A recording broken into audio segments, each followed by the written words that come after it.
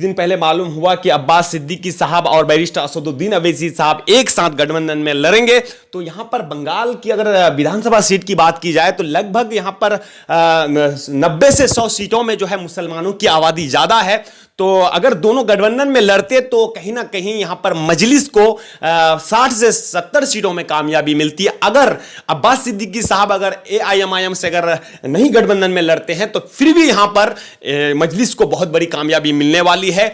अगर यहां से 40 से 50 सीट लड़ती है अगर मजलिस, तो यहां पर 100% मानकर चलिए कि 40 सीट में इनको कामयाबी मिलेगी हर हाल में। अब्बास सिद्दीकी साहब अगर अलग गठबंधन से लड़ते हैं और मजलिस अलग गठबंधन से तो वहां पर किस तरह का रिजल्ट आ सकता है सामने में? देखिए यहां पर जो है ये बंगाल में खासतौर से अगर AIMIM को देखा जाए तो जिस दिन से यहां के बंगाल के लोग सुना है कि बैरिस्टर असदुद्दीन अवैसी साहब बंगाल से लड़ने वाले हैं तो लोग बहुत ही तेजी के साथ इस पार्टी में जुड़े हैं।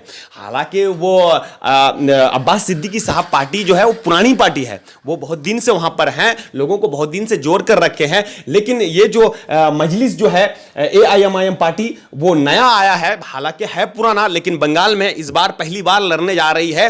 तो लोग अगर वहां पर अब्बास सिद्दीकी साहब की पार्टी को देखा जाए और असदुद्दीन अवैसी साहब की पार्टी को देखा जाए तो दोनों को अगर मिलाकर देखा जाए तो तेजी के साथ मजलिस में लोग जुड़ रहे हैं, मजलिस में काम करना पसंद कर रहे हैं और जगह जगह मजलिस का काम भी कर रहे हैं लोग। तो वहां पर अगर अब्बास सिद्दीकी अगर इमाम के साथ गठबंधन नहीं करती है तो फिर भी मजलिस मजबूत होगी। जी बिल्कुल, मजलिस को कामयाबी मिलेगी। यहां से मैंने आपको पहले भी कहा था कि ये असदुद्दीन अवैसी साहब अब्बास सिद्दीकी साहब के पार्टी में ना जाए, बल्कि वो अगर आ जाए तो ये बेहतर होगा अब्बास सिद्दीकी साहब के लिए। ये मजलिस के लिए बेहतर नहीं है। मजलिस किसी पार्टी का मोहताज नहीं है, वो पूरे हिंदुस्तान में छाए हुए हैं। कुछ दिन पहले आपका बिहार में इलेक्शन हुआ, उनको कामयाबी मिली, 5 विधायक जीते। और कुछ दिन पहले बिहार के प्रदेश अध्यक्ष जनाब अख्तरुल इमान साहब भी यहां पर सभा किए और उसके सभा से इतना पता यहां मालूम हो रहा है कि लोग कितना इस पार्टी को पसंद करते हैं। बहुत ही बड़ी तादाद में यहां पर लोग आए। तो अब उनके लोगों को देखकर फिर बैरिस्टर असदुद्दीन अवैसी साहब ने प्लान बनाया कि जब एक बिहार प्रदेश अध्यक्ष के प्रोग्राम में इतना आदमी आ सकते हैं, अगर मैं जाऊंगा तो कितना आदमी आएंगे। तो उसी तैयारी में लगभग कितने दिनों से यहां पर तैयारी चल रही थी, लेकिन ये ममता दीदी की सरकार ने कहीं ना कहीं यहां पर रोकने में सफल हुआ है। लेकिन यहां के लोग बहुत ही जागरूकता है, अब जाग चुके हैं, अब मजलिस को यहां पर लाकर ही दम लेंगे। मजलिस के लिए बंगाल में कई चुनौती आ सकता है। एक तो बंगाली भाषा में लगभग 80 से 90% लोग बंगाली जानते हैं और हिंदी भाषी उर्दू भाषी लोग बहुत ही कम है वहाँ पर। लेकिन मजलिस इत्तेहादुल मुस्लिमीन जब चुनाव प्रचार करेगी तो ये झेलना पड़ेगा उनको। देखिए मजलिस का काम चलता है ऑलरेडी। ये जो आप सवाल किए कि यहाँ के लोग बंगाली में बात करना जानते हैं, हिंदी इतना समझते नहीं है, उर्दू इतना समझते नहीं है, लेकिन यहाँ पर टीम बनाकर काम चल रहा है, लोगों को समझाया जा रहा है और लोग समझकर इस पार्टी में आते भी हैं। तो दिक्कत कुछ भी मैं तो नहीं मानता हूं कि यहाँ पर मजलिस को लड़ने से दिक्कत होगा, क्योंकि यहाँ पर आपका जो इससे पहले कुछ दिन पहले ये बिहार में जो इलेक्शन हुआ तो यहाँ के लोग उस पार्टी को जाने, वो पहचाने कि वो हमारे लिए क्या कर सकता है बैरिस्टर असदुद्दीन अवैसी साहब। भाई चाहे किसी भी आदमी पर जुल्म होता है, यहाँ के लोग तो देखते हैं, भले भाषा ना समझे लेकिन लोग तो देखते हैं, चाहे वो किसी भी न्यूज़ में हो, बैरिस्टर असदुद्दीन अवैसी साहब को देखते हैं, उनकी उसकी बातों को गौर से सुनते हैं।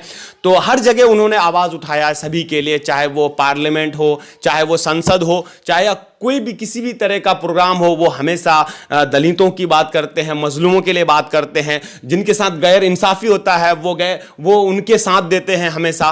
तो आखिरकार उनको पहचान है, जाने हैं और ऑलरेडी यहाँ काम चल रहा है, लोगों को उर्दू में समझा रहे हैं और जो उर्दू समझते हैं वो लोग बंगाली में लोगों को समझाते हैं, मैसेज पहुँचाते रहते हैं। फिलहाल कमाल अमरोही साहब हमारे साथ जुड़े थे और बंगाल से हम ताज़ा तरीन रिपोर्ट को जान रहे थे कि बंगाल में जो है सियासी माहौल क्या हुआ है। देश भर में बंगाल चुनाव इस वक्त सुर्खियों में है, खासतौर पर बैरिस्टर असदुद्दीन ओवैसी साहब का जिस तरह से दौरा को रोका गया, वहां पर जो सभाएं रद्द हुई, इन बातों को लेकर के मौजूद बहस है स्थानीय लोगों में और जिस वजह से हम कमाल अमरोही से हम बातचीत कर रहे थे। अब ये जानेंगे कि मजलिस इत्तेहादुल मुस्लिमीन का जो है इसी सप्ताह में ये ऐलान होना है कि दूसरी सभा कहाँ रखेंगे और किन के साथ गठबंधन होगी। अभी चुनावी समीकरण जानने के लिए आपको आपको बने रहना है द मैसेज न्यूज़ में। और सबसे पहले आप अगर नए हैं न्यूज़ में तो चैनल को सब्सक्राइब करें। बंगाल में सियासी माहौल बड़ा घमासान है।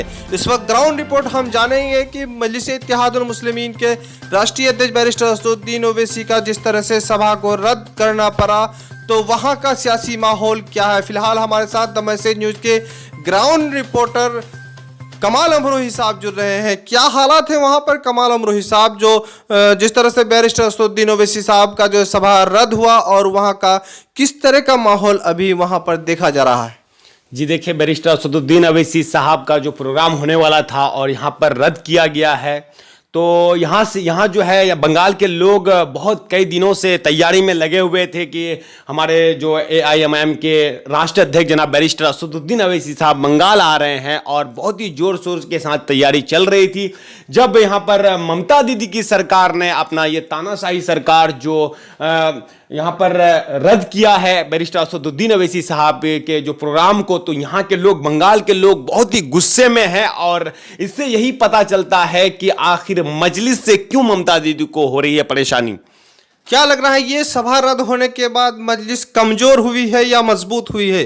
जी, इससे पता चलता है कि ये सभा जो है रद्द होने से और भी मजलिस को मजबूती मिली है, क्योंकि यहाँ के लोग जानते हैं कि आखिरकार असदुद्दीन ओवैसी साहब को यहां आने से क्यों रोक रहे हैं ये ममता दीदी की सरकार। आखिर कुछ तो वजह है, तो इसलिए लोग कंफ्यूज हैं आखिर क्यों नहीं आने दे रहे हैं। यहाँ के लोग भी ठान लिए हैं कि बैरिस्टर असदुद्दीन ओवैसी साहब को बंगाल में लाके ही रहेंगे।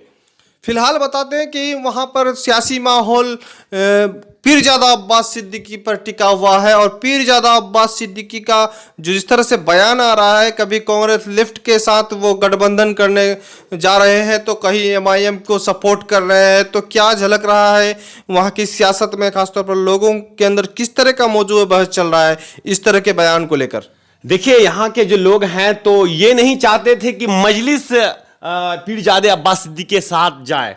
हम लोग चाहते थे कि AIMIM के साथ पीरजादे अब्बास सिद्दीकी साहब आए इसमें AIMIM में। हम लोग नहीं चाहते थे कि AIMIM पीरजादे अब्बास सिद्दीकी साहब के पार्टी में जाए। हम लोगों का रुझान था कि वो अगर इसमें आते हैं, मजलिस के साथ अगर मिल के गठबंधन में लड़ते हैं तो यहाँ से बड़ी कामयाबी मिलने वाली है। और यहाँ पर अगर पीरजादे अब्बास सिद्दीकी साहब को देखा जाए, कभी लेफ्ट कांग्रेस के साथ जा रहे हैं और कभी किसी के साथ जा रहे हैं, तो यहाँ पर उन पर भरोसा करने के लायक नहीं है। पूरा खुलासा अभी तक मालूम नहीं हुआ है कि पीरजादे अब्बास सिद्दीकी साहब किसके साथ गठबंधन में लड़ेंगे, ये कहना मुश्किल है फिलहाल। लेकिन यहाँ के लोग जानते हैं, खासतौर से जो ये सभा जो रद्द किया गया है इसको लेकर बहुत ही गुस्से में लोग परेशान हैं कि आखिरकार क्यों नहीं आने दे रहे हैं मजलिस को यहाँ पर बंगाल में। आखिर हर जगह इलेक्शन लड़ते हैं। ये बिहार को देख लीजिए, कुछ दिन पहले बिहार में विधानसभा इलेक्शन हुआ, वहां पर कई सभा किए और बिहार के जो मुख्यमंत्री श्री नीतीश कुमार जी हैं उन्होंने कोई अप्रोच नहीं किया। जब उन्होंने कोई अप्रोच नहीं किया, हालांकि वो बीजेपी के साथ गठबंधन भी है, लेकिन उन्होंने कोई अप्रोच नहीं किया। लेकिन ममता दीदी को क्यों अप्रोच हो रहा है, ये समझ से बाहर है। अच्छा, खासतौर पर बंगाल में देखेंगे कि बीजेपी वहां पर सभा कर रही है, कांग्रेस सभा कर रही है और दीगर पार्टी जो है पूरी तैयारी के साथ सभा कर रहा है, तो क्या ममता दीदी को जो मुसलमान हिंदू वोट का खौफ नहीं है, वो जो किनारा कस लेते जा रहे हैं? पहले से वहाँ पर बीजेपी मजबूत हुआ है, तो कहीं ना कहीं जो है बीजेपी जो है हिंदू वोट पर काफ़ी पकड़ है और वो उससे किनारा कस ले रही है। और यहाँ पर मुस्लिम वोट पर अगर असदुद्दीन ओवैसी साहब जा रहे हैं, दलित और मुस्लिम वोट पर, तो ममता दीदी को परेशानी हो रहा है। ऐसा तो नहीं है कि इनका मुस्लिम वोट अब जो है वहाँ पर छीनने के कगार में है? देखिए, कई साल से ममता दीदी की सरकार बंगाल में राज कर रही है।